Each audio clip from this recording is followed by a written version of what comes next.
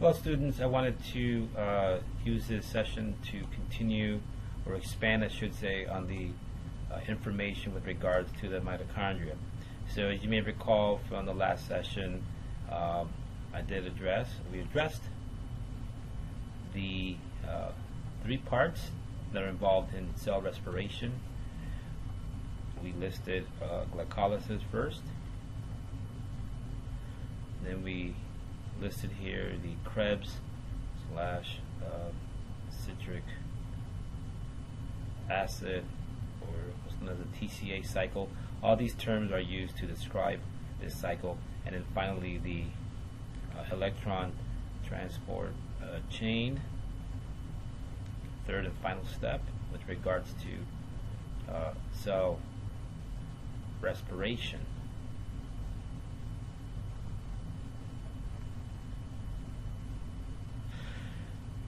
So let's again review the mitochondria. So here's a composite of what a cell looks like, and of course our focus is going to be on the neuron. And then if you zoom in, here's the overview of the mitochondria, a nice little composite of the mitochondria. You can see that it's composed of two membrane setup. You have an inner membrane and outer membrane and inner membrane. The inner membrane has an appearance of having these little infoldings, and then the little spaces that are created by the infoldings are called cristae. Now, the cristae slash matrix, this part of the mitochondria is important because it is here where you have the Krebs cycle is occurring. And you can see the up close image here zooms in on the inner on the parts of the inner membrane, and it shows where you have a collection of enzymes that facilitate or that are involved in the Krebs cycle. So let's do a breakdown of what happens with regards to cell respiration. So here you have ECF, the extracellular fluid. You have ICF, intracellular fluid. This line represents the plasma membrane. Now what we are illustrating here, we're focusing here, our focus is on the neuron. So what happens is you have glucose is going to enter or traverse the plasma membrane.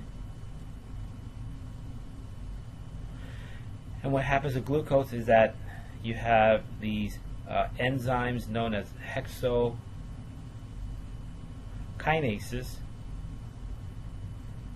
These are enzymes that are able to break down 6-carbon sugars, glucose being one of them. And then upon that occurring, the hexokinases breaking down glucose, then you have a 10-step process. I'm not going to list the individual steps here, folks, not for this course.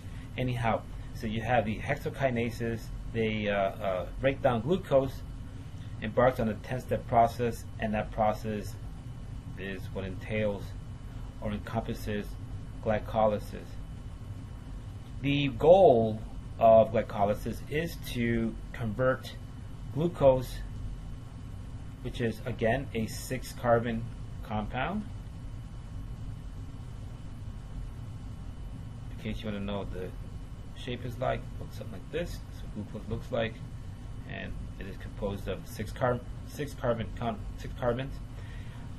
Now this glycolysis upon after the post 10-step process, glucose is converted to you produce 2 pyruvates, 2 3-carbon compounds known as pyruvate, 2 3-carbon compounds, and called pyruvate.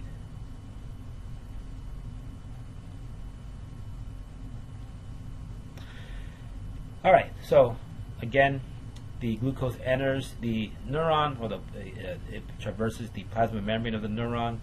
The hexokinases break down that glucose, embarks on a 10-step process known as glycolysis, and the end product for glycolysis are these 2,3-carbon compounds known as pyruvate.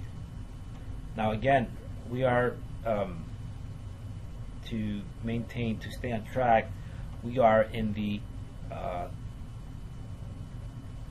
cytoplasm, or I should say the cytosol, right? The fluid matrix of the cytoplasm. Okay, that's where all this is occurring. Now we can see what happens next.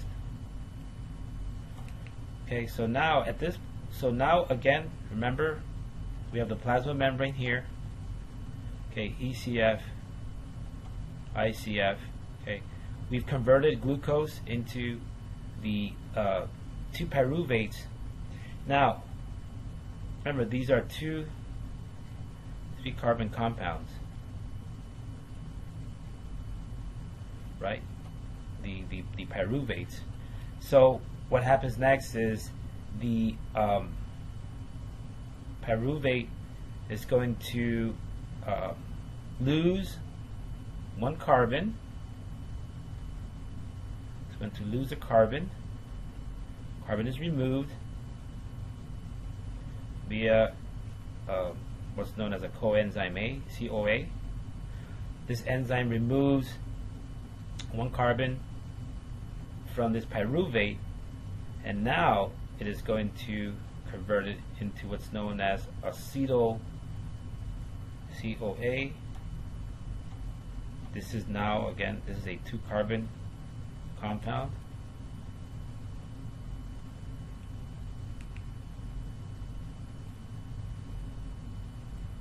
Now this 2-carbon compound known as acetyl CoA is what's going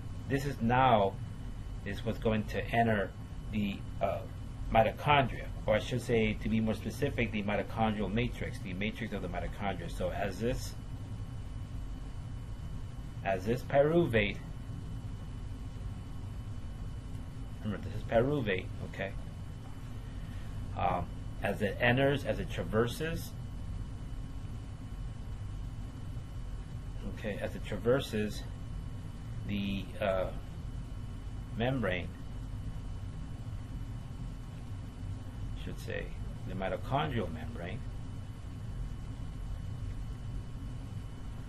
membrane, then it will join or partake the Krebs cycle. So I'll walk you through this very slowly.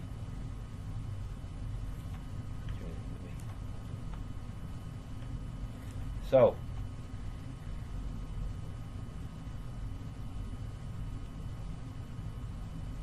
acetyl CoA, remember, that's a 2-carbon compound. It is going to form a 6-carbon compound known as, what's going to happen is acetyl CoA is going to combine with a 4-carbon compound that I will address later on the tail end of this discussion. So this acetyl CoA is going to combine with a 4-carbon compound and form what's known as citrate. Okay, I'll address that compound in a bit, the 4-carbon compound that this 2-carbon compound acetyl CoA is going to merge with to form citrate. So we have what's called citrate. So now we have a 6-carbon compound. We have citrate, and we have what's known as isocitrate.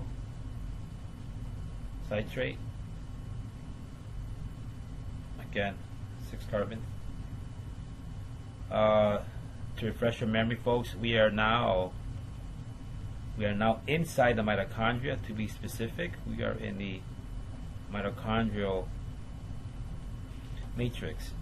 So you go citrate, isocitrate. You have what's known as alpha ketoglutarate.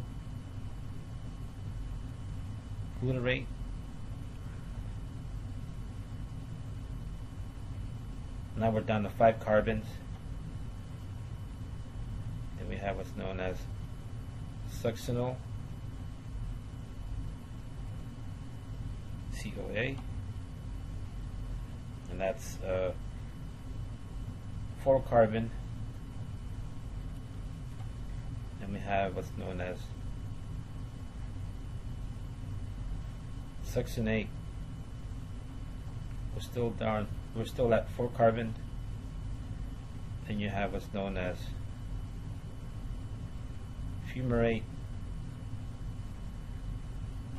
4 carbon compound still. We have what's known as malate.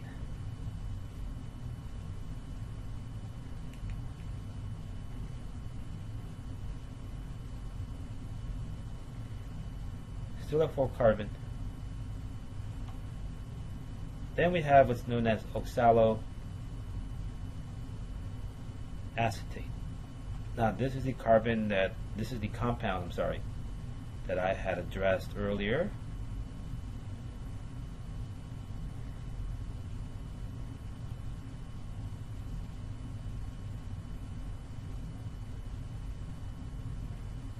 Here, let me draw this better to help you, so I won't lose track of the process here.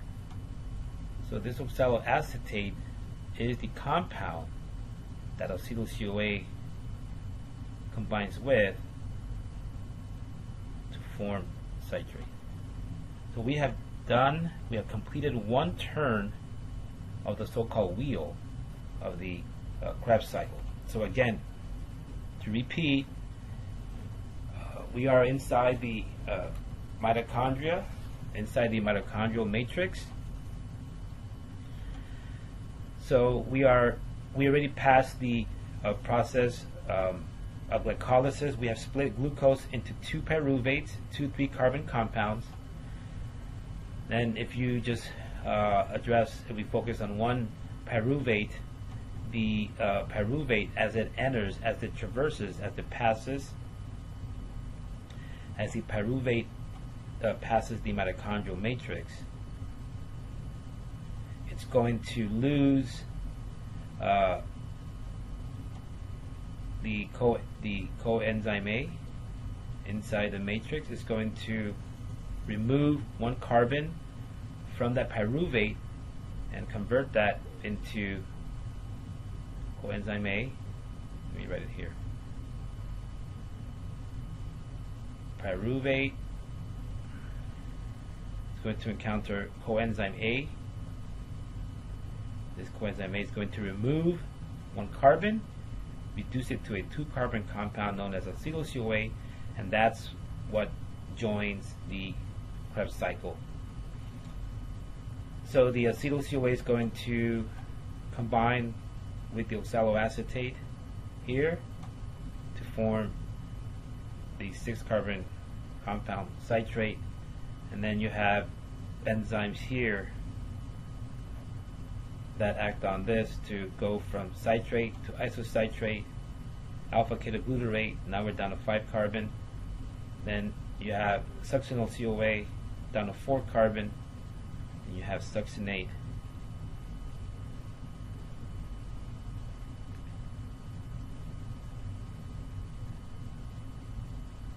Still 4 carbon, fumarate, malate, oxaloacetate, still 4 carbon, and then that's joined with the acetyl-CoA to bring it to 6. So we have done one turn of the wheel of the so-called Krebs cycle. Okay, so again, just to refresh your memory, you have the mitochondria. Outside the mitochondria, let me actually illustrate it here. I'm going to get rid of all this ink here. So outside the mitochondria, or in the fluid matrix of the cytoplasm, right? Here you have glycolysis going on here. And that's the conversion of what's going on here. You have glucose being converted after a 10-step process into this process is known as glycolysis. This glucose being converted into two pyruvates, and they are two 3-carbon compounds. And then once they when the pyruvate traverses the plasma membrane of the membrane of the mitochondria, and then what happens here is the coenzyme A is going to remove 1 carbon from that pyruvate and then convert that into what's known as acetyl-CoA, and that's what links to the oxaloacetate here, and then forming citrate, and then we have the turning of the wheel for the Krebs cycle.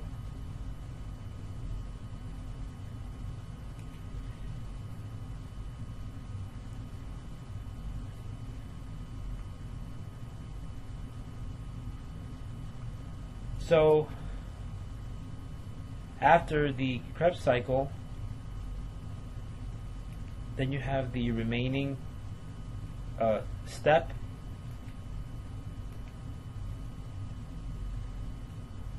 the final step, which is known as the electron transport chain.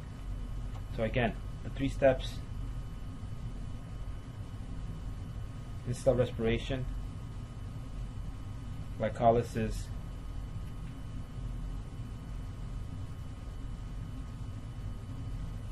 spell that right, folks, right?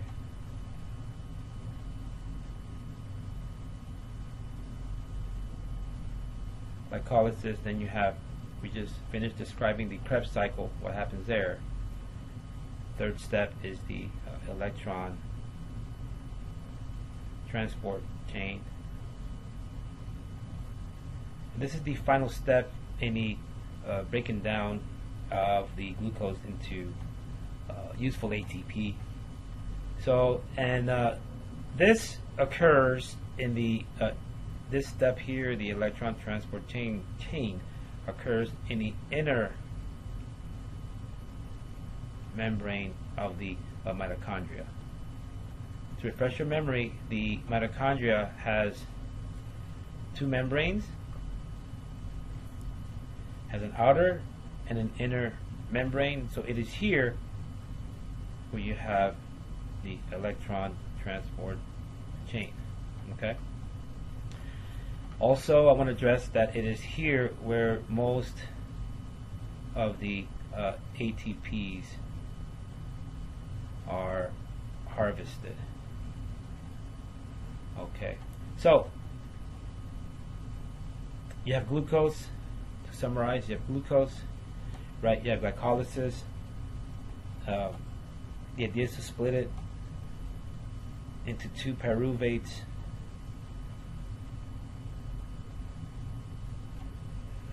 Right, then the pyruvate is going to traverse the mitochondria. When it does that, it is converted into acetyl-CoA. Remember, these are 3-carbon. It's a 3-carbon compound. Acetyl-CoA is a 2-carbon compound, and then it is going to merge with a compound to form citrate. That's a 6-carbon compound, and then you have a turn of the wheel, the Krebs cycle. The last step of that cycle is oxaloacetate, which is a 4-carbon compound. That's a compound that combines with this acetyl-CoA to form citrate. So you have your Krebs, and then finally you have your electron transport chain. Now, what I want to also address is the total number of ATPs that are produced per glucose molecule. So one glucose molecule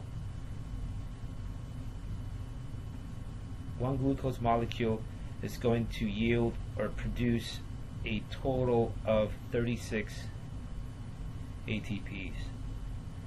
One glucose molecule is going to produce a total of ATPs upon completion of cell respiration. So in other words, when glucose embarks on glycolysis, you get 2 ATPs. When the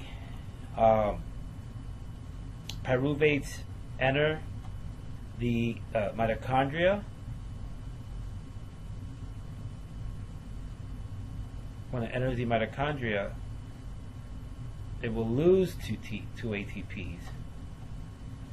And then at the end of the Krebs cycle, you're going to produce 2 ATPs, yield 2 ATPs.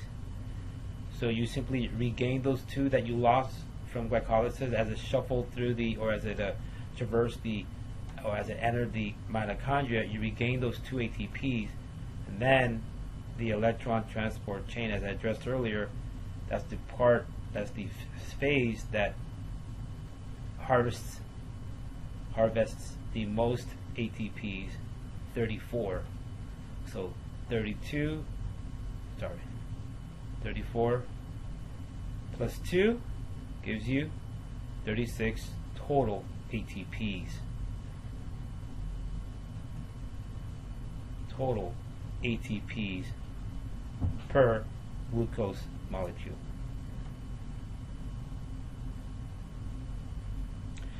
Okay, folks, this concludes my discussion of the cell respiration process and its steps. Thanks for watching. Goodbye.